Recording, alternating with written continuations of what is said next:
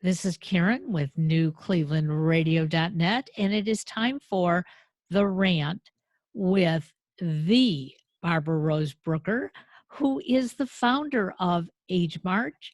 And before the day is over, we're going to tell you a little bit more about agemarch.org and an exciting virtual Age March coming up in March of all months, 2021. So welcome, Barbara.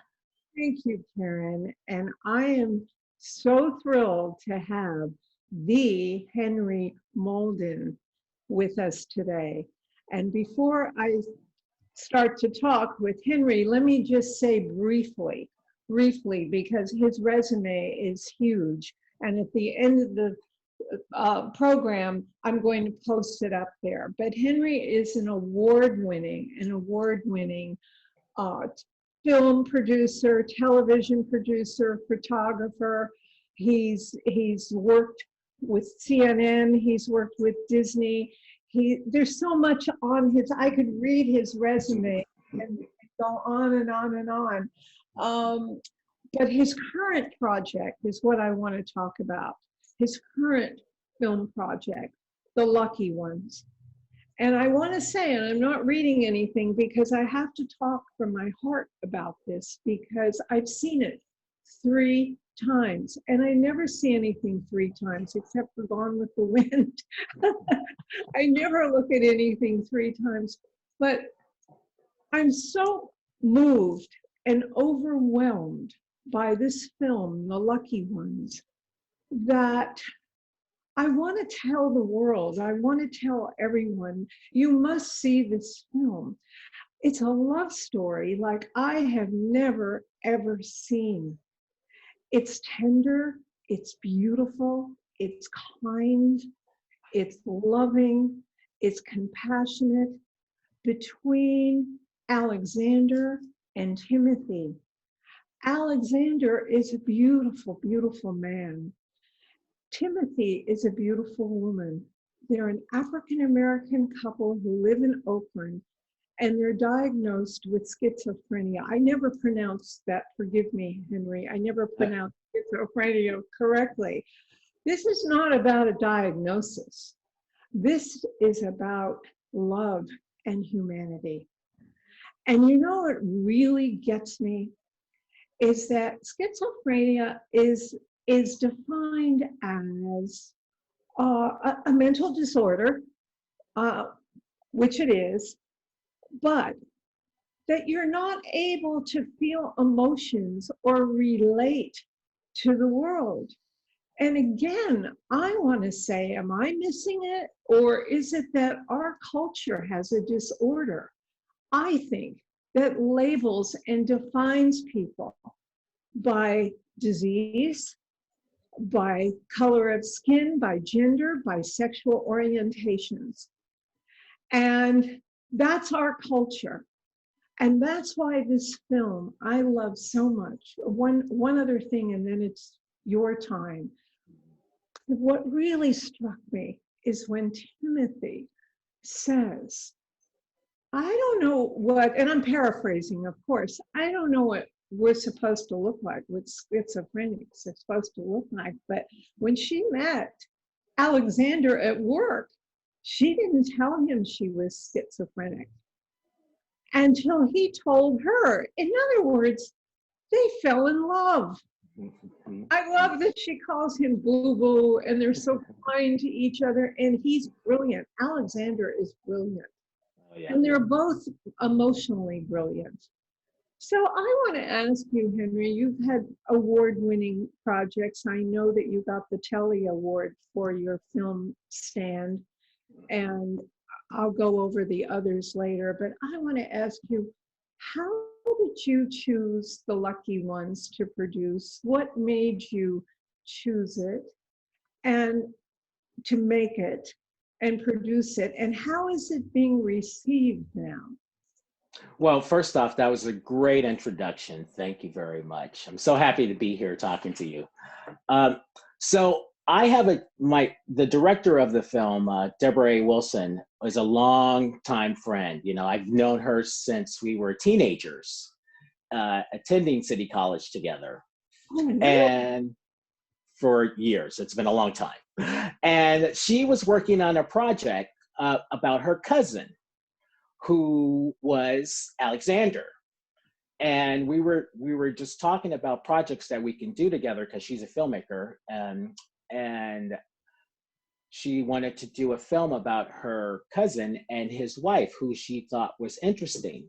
And we were going to turn this into, we wanted to make a film about mental health in the Black community.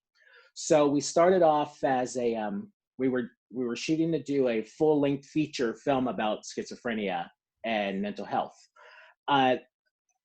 We ran into financing issues, so we could never get anyone to finance this feature film. However, we had decided to go out and start shooting footage on our own. And once we accumulated probably about 5 to 10 hours of footage, we decided, since no one wanted to finance us, other than we did receive a grant from the Oakland Arts Foundation, which was fantastic. But that wasn't enough for us to do a feature film. So we decided to turn it into a short documentary. And we had an incident that had happened with them that we could center the film around. Now, when we were making it, even though it was about mental health, the overarching story was a love story. We wanted to really tell a love story about a couple that are making it in the world with this mental illness, and just let the world see that, you know, we wanted to break any kind of stigmas that are associated with mental health by showing them as a regular couple. They do things together, they know how to survive, even though it's tough, but you can break that stigma by just showing them in their day-to-day lives as regular people as well. Yes. Yes, and that's what struck me so much, is there people in love. They're emotionally so intelligent and so connected, and not just emotionally. Oh, Alexander, as I said, I think he's a bit of a genius. Oh yeah, brilliant guy, brilliant. He's a brilliant guy, and he's a handsome view. They're a gorgeous couple. But the way they treat each other, and it just brings up to me is how our world is so anti everything, how we label and segregate. So I love what you said, is that you and Deborah filmed this footage first, and you captured them. Right, and that was very important to us. You know, there were two things that were things that Deborah really wanted to have. One was telling that love story, and second, we didn't want, because we know how Alexander kind of rambles constantly, we wanted to make sure that we did not use any subtitles, because we wanted the viewers to really have to engage with Alexander.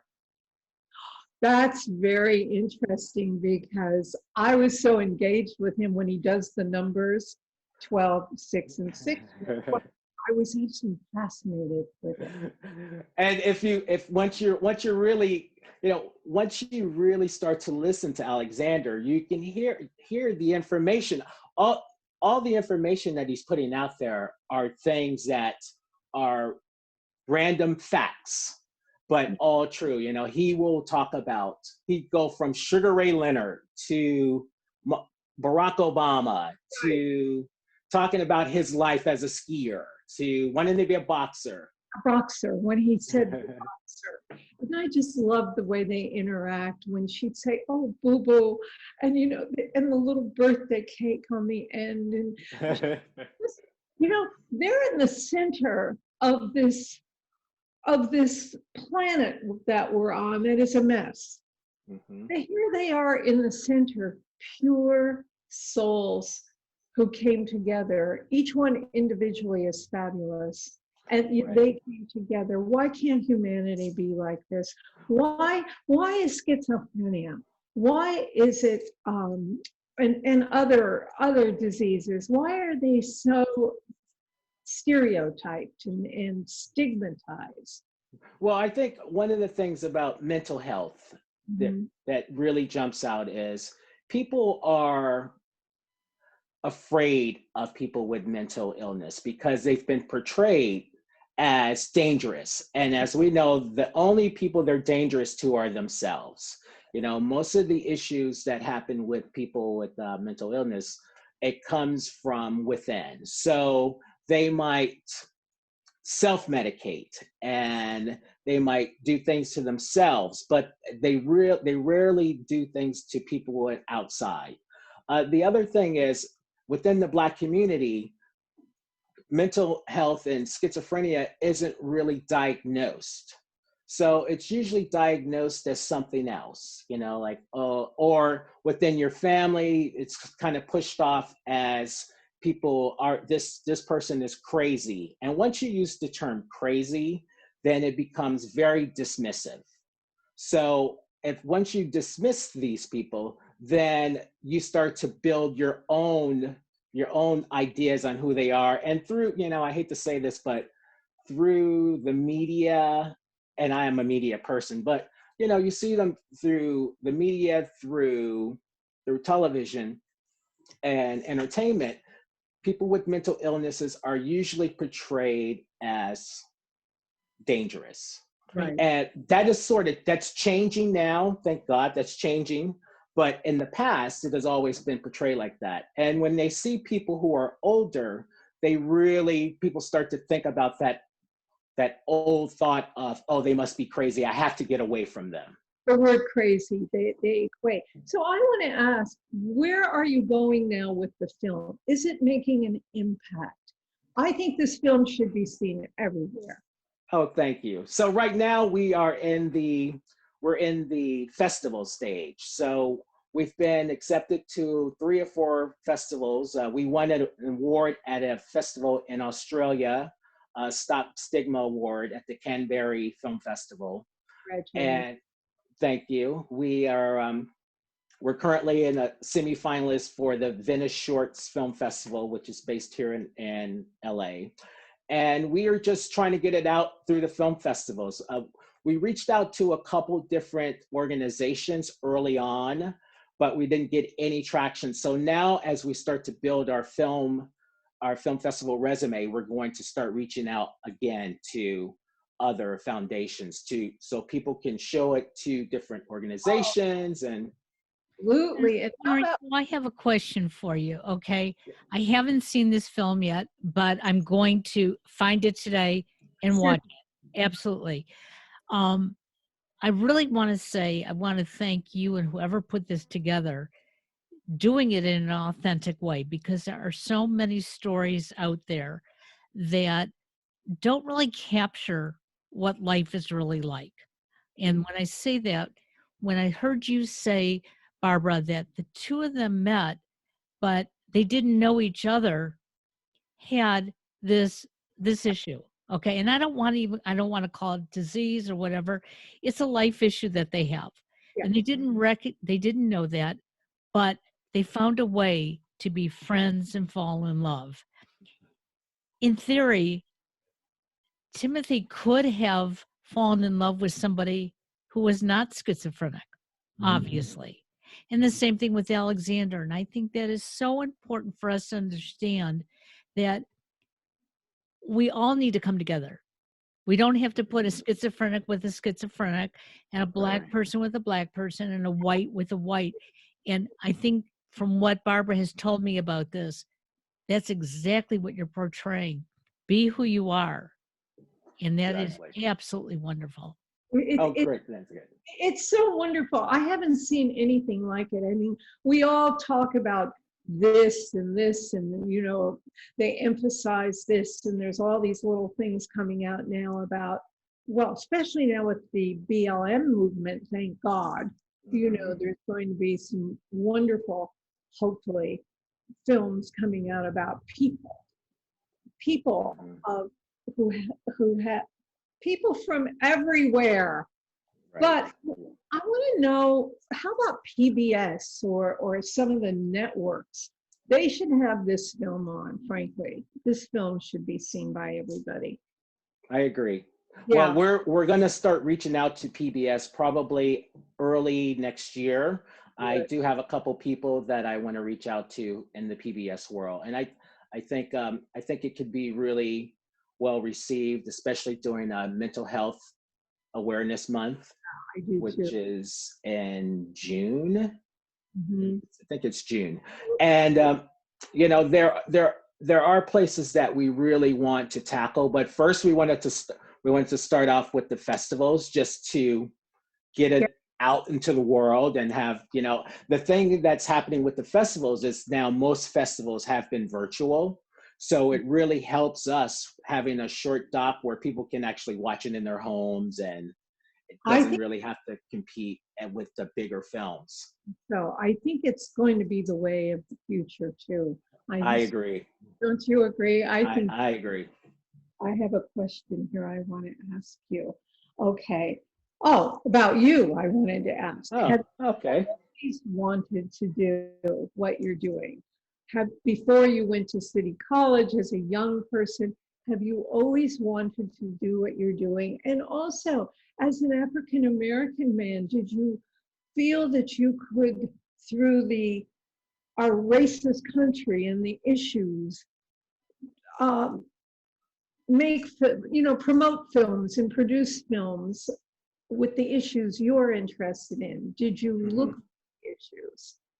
Well, for myself personally, I always wanted to be in some sort of visual arts. You know, I started when I first started at City College. I was an economics major, and I switched to broadcasting because I Yeah. wanted to be a technical director for football. But as I continued to meet people, you know, I worked in a nightclub, and I was surrounding myself with a bunch of different creatives. And that sort of helped me start to build out my career as a visual person. I worked for a company where I met Susie Younger, where I was a recruiter for news people. Mhm. And that sort of helped me get my vision on wanting to work within the media. But I always wanted to turn the media inside out, like get inside the media and sort of change it from that way. But that didn't really happen. So I decided I wanted to just go out and tell visual stories. And that's how we got to here, you know, art school and putting all of these things together, you know, my work at CNN, my going to art school and being this recruiter, all of these things kind of culminated into what I have now. Because you're a photographer as well. Correct. I need to ask you a question. You worked at CNN, but you're this creative person, okay? And I know as I watch the news recently, I start wondering how much is real news and how much is creativity. Because we see a lot more of that today. When I was growing up, the newscaster was very straightforward, didn't crack a smile because they couldn't show if they were leaning right or left. Mhm. I- Is the news media more creative today? I would say yes. I would say, you know, one of the things that I was brought to CNN to work on, the person who brought me there, David Newman, one of his ideas was to let the news people have emotions. You know, we wanted to sort of get away from the old style Okay. Walter Cronkite and Dan Rather feel, and you know, let them have emotions because they are people, and viewers identify with people. So we wanted to sort of break that wall and get away from them being the voice of God and just let them come off as regular people. So I love sometimes you cry on the air, sometimes you get emotional, and we really worked hard on that. And we brought people into CNN that really do that. Anderson Cooper, for example, was one of the people that we my brought in, and yeah, he is the epitome of that person. Right. yeah. And Don. I love And Don Don. Lemon, same thing. We brought Don in, saying he Yeah, was the epitome of that person, you know, very yeah. emotional and but smart, you know, and curious. That was also important. You know, they had to have this curiosity about everything. But that's what you did in the lucky, that's what you're doing in the lucky ones and getting the lucky ones out there, because it breaks down all these little compartmentalized barriers that we all live in on this planet, like little cubbies. Oh, you have a mental illness, so you're over here. You're loaded with antidepressants. You're over there. You're over here. You're this. You're that. You're old. You're too young. You know, it's all these compartments. What's happened to the humanity? Right. So right. that's, to me, the lucky ones shows this and reveals this. And I want to know about the real people, Alexander and Timothy too. Are they today? They're still living in Oakland. They're still living in Oakland. People, you know, they're pretty known around Oakland because people see them together all the time, and they're, you know, that genuine feel that you get from them is expressed out to the world. Now, there are people who encounter Alexander and Timothy, and they bring those old thoughts back in, like, oh, I need to cross the street because here come these. Yes. Exactly. And there was a confrontation that we had recorded on camera with Alexander and Timothy sort of being attacked by just a random person walking by, you know, like, and they really had to defend themselves. And the way that they, you know, they're pretty mild and meek, but if someone comes at them, they will go at them as well. You know, they don't play when it comes to Timothy in particular is the one who attacks. Alex will sit back and just, you know, go and say, you know, that's not cool. But Timothy will get in your face and say, that's not cool, and we are people, so treat us like people. There it is, right there. We are people, treat us like people. We have all suffered from an administration, unfortunately, who teaches every day, lectures not to do that. Right. You know, when he said that, well, I don't even want to go into it, my blood pressure will go up.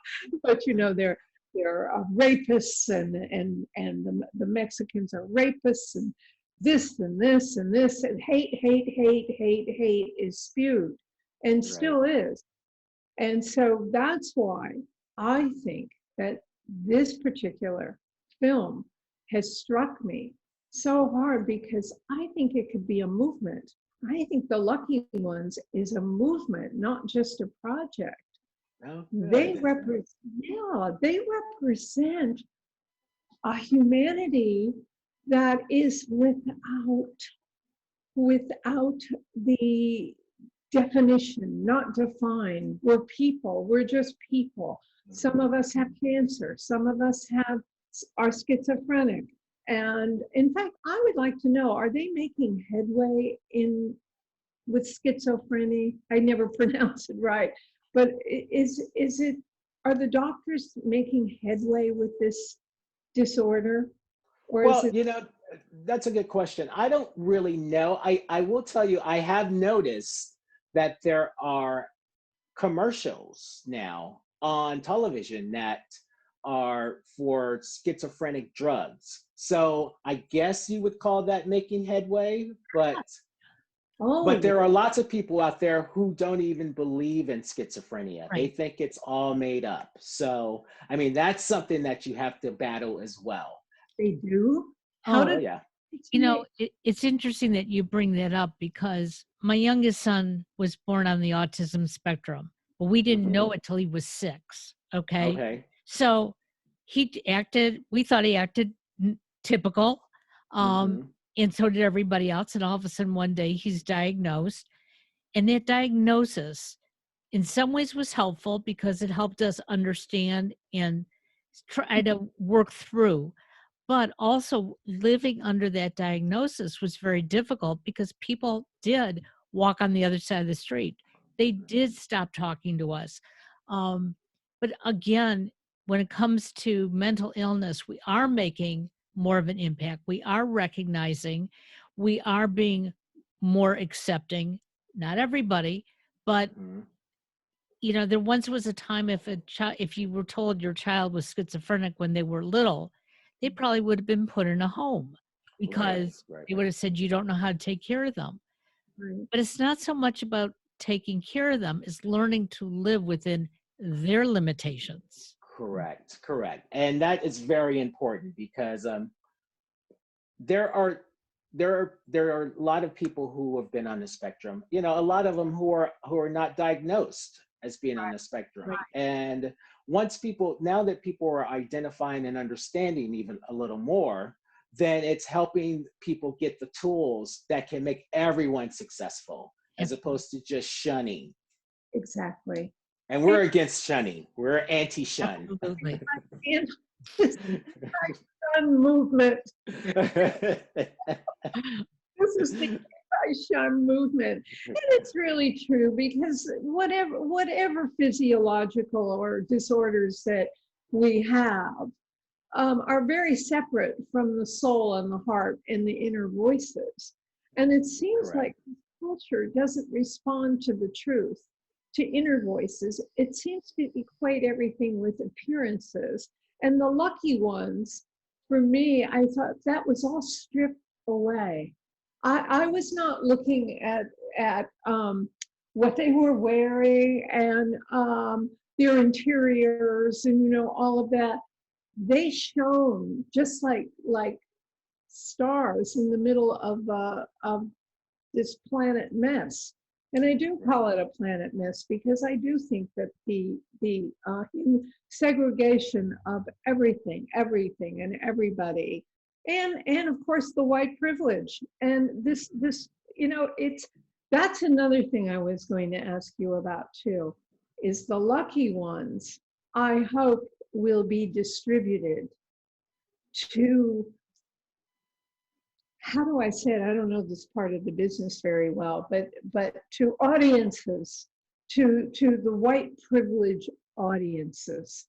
Right. That's what I'm hoping for. And like you say, Henry, because of the now zooming and seeing at home, that's why it's going to be very important, the distribution of this wonderful film. I agree. One of the issues that we've encountered with doing this project is if it's not a subject that engages you immediately, it's easy to dismiss. It's like, oh, this isn't my world. I don't know about this world. I'm not interested in this world. I'm done. As opposed to being open about the story, because the story is important to us. And as you've seen, Barbara, the story is about love. Yes. All of the other things that are happening are inconsequential. Mhm. They do have, the mental health part of it, it's there. They do hear voices, but all of those things do not, the love transcends it all, which Right. is important for us, Deborah and myself. That's what's so different about it. Is there going to be the lucky ones too? One of the things that we would like to do is we would still like to do that bigger film. So yeah, and I have this idea, where I would like to do it in the sort of way that they did Grey Gardens, where we can do like a documentary and we can do like a feature and find actors to play out, because the story is the story. That's my goal as the producer. That's my goal. So exciting. I'm so excited for that's going to happen. It has to happen. I'm telling you, Karen, when you see this, you get hooked. You get emotionally hooked because it makes you question what life is, what kind of world are we living in, how are we relating to each other, and what are our priorities. What's the priority during this time. And just for us, it was people coming together. That is not happening, but in this one little slice of life that we are portraying, that's all we want, is to bring people together. That's, Absolutely. that's the whole thing, bringing it together. It's the bringing it together movement. And I really, really hope that you do make it, as you say, a feature, a feature, which would Mhm. be great, or whatever, a series, whatever way you go. But this just can't stop here. I mean, Great. I've been thinking about them. I want to meet them. I want to know they have a gift for life that is a gift. Yeah, I It's a agree. true I gift. agree. It's so easy to Absolutely. be that human, incredible human being. What You know, is the best way for us to find the lucky ones? So yeah. for us sitting at home, how can we watch this? Well, right now, since it is going through the festival circuit, it's other than joining the festival, then that's the way that you can see it. Right now, some of the festivals are giving us free passes. So what I usually do is we have a Lucky Ones Facebook page, and we'll put up, like, if there is a pass for people to go and see it, Okay. or hopefully we can get some distribution for early next year and have it distributed widely. And so look for it on either a PBS or some sort of broadcast. Absolutely. That It's sounds finding those wonderful. sponsors. We're always looking for sponsors, as you well know, Karen. Absolutely. That's the whole thing. I would think, well, of course, you're in the industry, Henry, and you know how to do this. But I would think of celebrity sponsors, and right now, who would, my God, wouldn't they go crazy over this? you know, I I would I don't know, because we've tried a couple celebrity sponsors and they just haven't panned out. But we just have to keep trying, and we will. We, as being part of this business, rejection is a Oh, a part of our lives. So we've been rejected for many things, and it hasn't stopped us yet. So we figure out a way to make it happen. it's going to happen, and, Absolutely. and it's going to happen. And what I want to know is, what is your dream now for the future? Well, you mean personally or just Well, overall?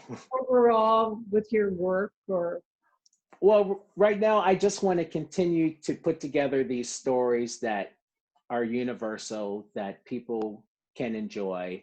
It's very important to tell stories of disenfranchised people that people just don't see. And there are lots of stories out there that fit into that. how do you Absolutely. find them, and how do they find you? That's a good question. Most of the stories that I get are, people send me stories constantly. Mhm. Since I was in the media, all of my media friends, they say, "Hey, here's an interesting story that you might want to take a look at." And we found a couple different stories that way that we are trying to flesh out and get to. So How wonderful.